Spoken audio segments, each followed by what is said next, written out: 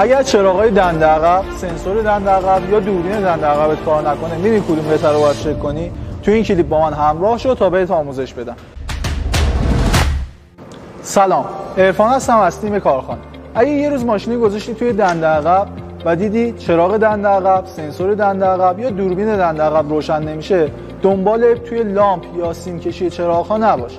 این میتونه توی یه قطعه روی گیربکس باشه به اسم فشنگی دنده عقب. فشنگی دنده عقب همونطور که می‌بینید یک کلید دو حالت و زمانی که شاسی به داخل فرو میره، کنتاکت داخل فشنگی دنده عقب میچسبه و چراغای دنده عقب، سنسور دنده عقب یا دوربین دنده عقب روشن میشه. قبل از اینکه بریم سراغ عیب‌یابی فشنگی دنده عقب، ممنون میشم ازتون که با لایک و کامنتتون از ما حمایت کنید. برای عیب‌یابی فشنگی دنده عقب ابتدا باید کانکتورش رو جدا کنید و اون کانکتوری که سمت دست سیمه، نه اینی که روی سنسوره، به کمک یک سیم دو تا پایش رو به هم دیگه وصل کنید. در این زمان باید چراغ دنده عقب روشن بشه.